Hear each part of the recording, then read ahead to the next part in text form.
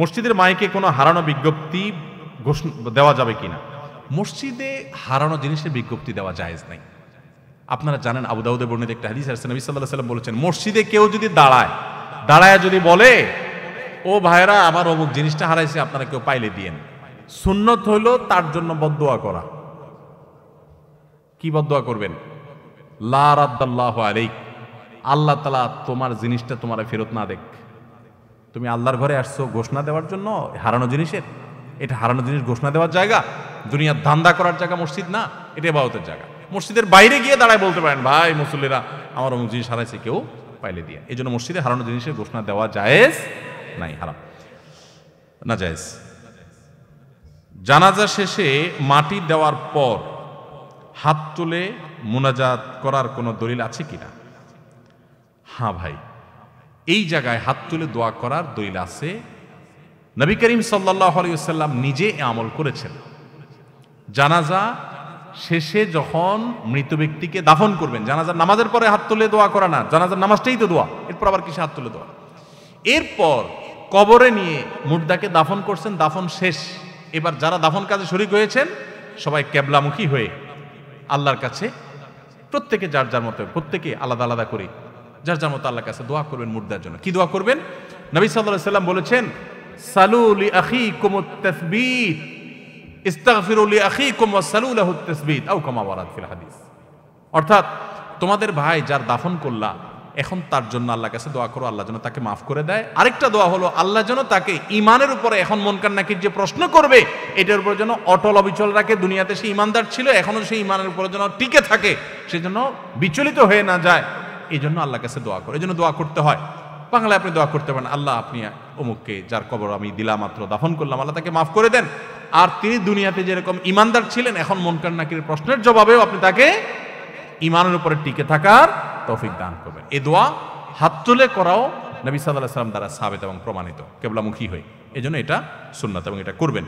আমরা অনেকে জানাজা পড়ার ফজিলত জানি, দাফন করার ফজিলত জানি না। আপনি জানেন জানাজা পড়লে যেই পরিমাণ সওয়াব হয়, জানাজার পর মুর্দার লাশের পেছনে পেছনে যায়া কবরস্থানে দাফন হওয়া পর্যন্ত অপেক্ষা করা, এটার মাধ্যমে ঠিক তার সমপরিমাণ সওয়াব পাওয়া যায়। ম্যাক্সিমাম মানুষ জানাজা পড়ে চলে আসে, কবরস্থান পর্যন্ত যায় না, এটা যাওয়া উচিত, সুন্নাহ।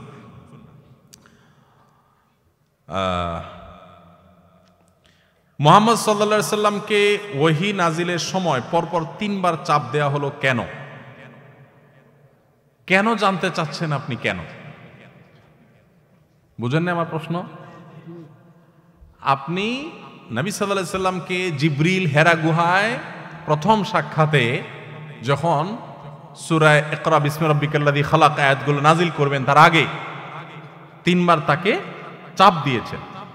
এখন আল্লাহ তাআলা তার রাসূল সাল্লাল্লাহু আলাইহি সাল্লামকে জিবরিল পাঠায় চাপ কেন দিয়েছেন সেটা আপনি জানতে চাচ্ছেন কেন? আপনি কি চাপ খাইতে চাচ্ছেন?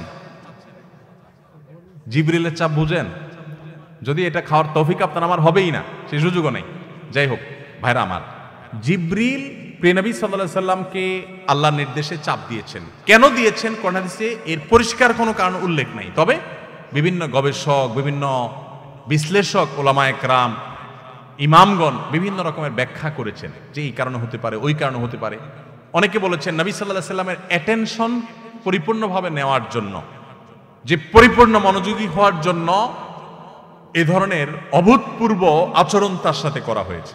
আরো অনেক ব্যাখ্যা আছে। বাকি কথা হলো যে বিষয়গুলোর সাথে আসলে আমাদের ঈমান আমলের সম্পর্ক নেই, এগুলো নিয়ে অহেতুক প্রশ্ন করে আমাদের নতুন করে কিছু জেনে আমল করতে পারবো এরকম কোনো বিষয় নাই। একজন প্রশ্ন করছে একদিন কোথায় যেন আমার কাছে, আল্লাহ তাআলা আদমকে মাটিতে কেন সৃষ্টি করলেন? তাই আমি বললাম, আল্লাহ কি দিয়ে সৃষ্টি করলে আপনার খুশি লাগতো? মাটি দিয়ে সৃষ্টি করছেন কেন? আপনার এটা নিয়ে প্রশ্ন। তো আপনি আমার বলেন, আল্লাহ কি দিয়ে সৃষ্টি করলে আপনার ভালো লাগতো? বলেন।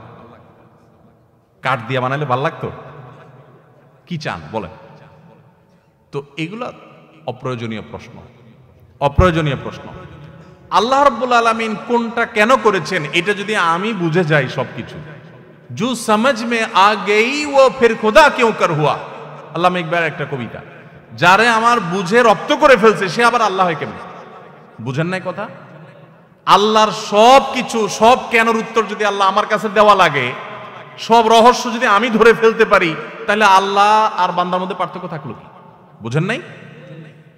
আরে দেশের গুরুত্বপূর্ণ বড় বড় পদে থাকা মানুষ বা আপনার কোন অফিসের কর্মকর্তা বা মালিক, তিনি অনেক কাজ করেন যেটা রহস্য আপনি বুঝেন না, ঠিক না বেঠিক? উনি অনেক কাজ করেন, আপনি যোগ বিয়োগ বুঝেন না, ব্যবসায়িক পলিসি ওনার কি, কারণ সবকিছু আপনি বুঝবেন না, তাহলে তো আপনিও মালিক হয়ে যেতেন এত বুদ্ধি আপনার মাথায় থাকলে। তো সেখানে আল্লাহ তাআলার সবকিছুর কেন আপনি বুঝে যেতে কেন চাচ্ছেন? মানুষ নিজেকে অনেক শিয়ানা মনে করে, অনেক বুদ্ধিমান মনে করে। গতকালকে কক্সবাজারে প্রোগ্রাম ছিল, জুমার আগে কথা বলতেছিলাম, তো একজন প্রশ্ন করেছে, ভাই আল্লাহ তাআলা একজনকে 1000 বছর আগে মৃত্যু দিছেন, উনি কবরের আযাব শুরু হয়ে গেছে, খারাপ মানুষ, জাহান্নামী মানুষ। আরেকজনরে ধরেন কিয়ামতের একদিন আগে মাত্র মৃত্যু দিলেন, সেও খারাপ মানুষ, জাহান্নামী মানুষ। তো একজনরে আল্লাহ 1000 বছর ধরে পিড়া খাওয়াচ্ছে কবরে, আরেকজন মাত্র কিয়ামতের আগের দিন মরলো, সে একদিন খাইলো, তারপরে কিয়ামত শুরু হয়ে গেল। তাহলে এই যে অবিচার হলো, কেমনে হবে এটার বিচার? আমি বললাম, বাহ, এত বুদ্ধি নিয়ে ঘুমান কেমনে ভাই? আমি বললাম, শুনেন, আল্লাহ তাআলা কোরআনে কারিমে বিভিন্ন জায়গায় আমাদেরকে নিশ্চিত করেছেন, আল্লাহ তাআলা যাররা পরিমাণ কোন জুলুম কারোর প্রতি করবেন, প্রত্যেকটা মানুষকে তার প্রাপ্য বুঝাই দিবেন। এখন একজন রে জেলে 1 বছর ধরে রাখা হয়েছে, রেখে একটু একটু করে প্রতিদিন হালকা, জেলে রাখাই তো একটা শাস্তি, মনে করেন একটু একটু করে শাস্তি দেওয়া হয়েছে। আরেকজনকে জেলে 1 বছর রাখা হয় নাই, মাত্র 1 দিন রাখা হয়েছে, কিন্তু মাথার থেকে পা পর্যন্ত এমন বাটান দিছে, একজন রীতিমতো ওইটাকে ওই যে বাঁশ ডলা দেওয়ার মতো পিটান দিছে। এখন আপনি আমাকে বলেন, 1 বছরের শাস্তি একদিনে দেওয়া সম্ভব না অসম্ভব? সম্ভব না? তো দুনিয়ার মানুষ যদি এত মাপজব করে সম্ভব করতে পারে, আল্লাহ সুবহানাহু ওয়া তাআলা যিনি মানুষের সৃষ্টিকর্তা, তিনি 1000 না 1,00,000 বছর একজন শাস্তি পাওয়ার পর যদি সেম অপরাধ হয়ে থাকে, একদিন মাত্র যে কবরে থাকবে, তাকে আল্লাহ তাআলা হুবহু মেপে মেপে, দুনিয়ার কোন যন্ত্র যেটা আপনার পার্থক্য বের করতে পারবে না বা আবিষ্কারই করতে পারবে না, সেরকম মেপে মেপে আল্লাহ শাস্তি দিতে পারেন কি পারেন না? এখন আপনি বলতেছেন কিভাবে আল্লাহ এটা মিলাবে? আপনি এই নিজের মাটির মাথা নিয়ে আল্লাহ কিভাবে মিলাবে সেটা মিলাতে চাচ্ছেন। কিছু নাস্তিক আছে, কিছু এগোনাস্তিক আছে, কিছু নতুন নাস্তিক বাইর হইছে, এরা এই সমস্ত প্রশ্ন বাইর করে মনে করে হ্যাঁ কিছু একটা উল্টে ফেলাইছে উনি। আল্লাহ তাআলা আমাদেরকে হেদায়েত দান করুন, আমরা যেন এই সমস্ত পণ্ডিতি মার্কা বিষয় না বলি। তবে যেভাবে প্রশ্ন করছেন, আমি আপনার প্রতি অশ্রদ্ধা দেখাচ্ছি না। আপনি জানতে চাইছেন যে আল্লাহ 3 বার কেন চাপ দিছে। ভাই, চাপ দেয়া নিয়ে অন্য কথাও আছে আমার, সেটা হলো, এমনিতে এটা কমন কথা, প্রসঙ্গত, সেটা হলো দুনিয়াতে আল্লাহ রাব্বুল আলামিন যাকেই বড় করেন, আমি এটা ওহির চাপ দেওয়ার সাথে হুবহু রিলেট করছি না, এমনি জেনারেল কথা বলছি। আল্লাহ তাআলা মানুষকে পরীক্ষা নেন। নবী সাল্লাল্লাহু আলাইহি ওয়াসাল্লাম বলছেন, ইন্নাল্লাহা ইযা হাব্বা কওমান ইবতালাহুম, আল্লাহ যখন কিছু সম্প্রদায়কে, মানুষকে পছন্দ করে, তাদেরকে পরীক্ষা ফেলেন। জীবনে যারা বড় হয় দেখবেন তারা অনেক প্রেশার নেয়, প্রেশার নেওয়ার পর মানুষ কি হয়, আল্লাহ তাদেরকে অনেক বড় করে। কিছু মানুষ আছে প্রেশার নিবে না, কিছু হলে বলবে হুজুর দোয়া শিখিয়ে দেন, আল্লাহ কেন আমার সমস্যা দূর করতেছেন, হায়রে এত কান্নাকাটি করলাম। ভাই একটু চাপ নেন, একটু সবর করেন, আল্লাহ আপনাকে কিছু দিতে চাচ্ছে, সবর করেন। আর কিছু না হোক যদি জান্নাত পেয়ে যান, সারা জীবনের সমস্ত কষ্টের বিনিময়ে অনন্ত অসীমকালে যদি জান্নাত পেয়ে যান, দিলটা খারাপ হবে না ভাই, লাভের হবে। এই জন্য সবর করতে হবে। আল্লাহ আমাদেরকে সবর করার তৌফিক দান করুন।